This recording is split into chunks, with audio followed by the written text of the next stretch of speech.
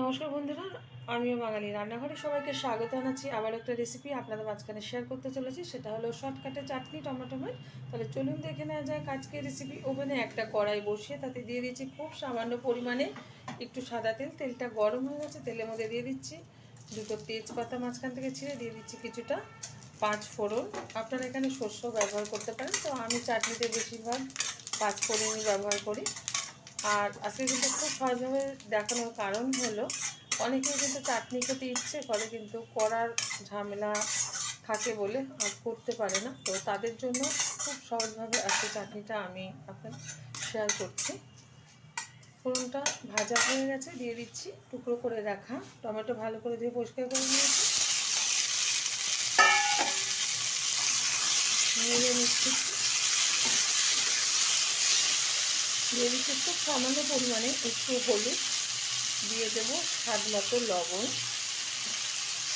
টমেটোটা মজে দেওয়ার জন্য একটু লবণটা আগে ব্যবহার করলাম। আমি যখনই চাটনি করে থাকি টমেটোর, তো টমেটোটা সিদ্ধ করে আমি ছিবড়াটা ফেলে তারপরে ছেঁকে নিই। তো সেই চেষ্টা দিয়ে চাটনিটা বানাই। তো আজকে সহজভাবে করে দেখাচ্ছি বলে একবারে ডাইরেক্ট টমেটোটা কেটে কড়াইয়ের মধ্যে দিয়ে দিলাম। টমেটোটা কিন্তু বেশ কিছুক্ষণ নেড়ে চেড়ে নিয়েছি, অনেকটা পরিমাণেই মজে গেছে। এই যে এখন দিয়ে দেবো পরিমাণ মতো জল, সিদ্ধ হওয়ার মতো জলটা ব্যবহার করলাম।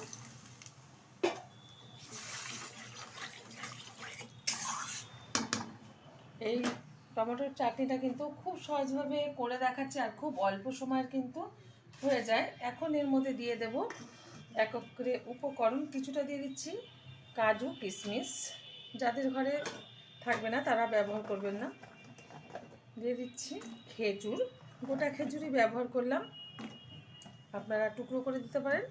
আর দিয়ে দিচ্ছি এখানে এই যে মিষ্টির শিরা, যেহেতু অনেকটা পরিমাণে কিন্তু রসগোল্লা ছিল ঘরে আর তারই শিরা বেঁচেছিল, সেটা দিয়ে করে দিলাম আজকের চাটনিটা। তো আমার এই রেসিপি যদি আপনাদের ভালো লেগে থাকে, আপনারা অবশ্যই আমার চ্যানেলটিকে সাবস্ক্রাইব করবেন, লাইক করবেন, শেয়ার করবেন। আর যাদের হাতে খুব অল্প সময় কিন্তু চাটনি খেতে ইচ্ছে করছে, তারা এরকম সহজভাবে একবার চাটনি বানিয়ে খেয়ে দেবেন। আশা করি আপনাদের ভীষণ ভীষণ ভালো লাগবে। সাথে একটু পাঁপড় ভেজে নেবেন, আরও ভালো লাগবে। তো ফোটার অপেক্ষা। আমি টমেটোটা কিন্তু খুন্তি দিয়ে ঘেটে দিয়েছি।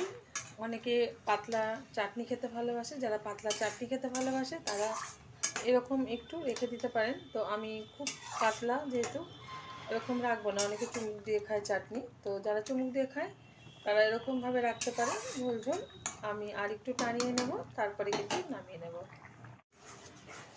চাটনিটা কিন্তু হয়ে গেছে, আর কিন্তু পাতলা ভাব নেই। এবার আমি নামিয়ে ঢেলে দেবো একটা পাত্রে, আর গরম গরম পাঁপড় ভেজে এটা সার্ভ করব। দেখা হবে পরের ভিডিওতে নতুন কোনো রেসিপি নিয়ে। ধন্যবাদ।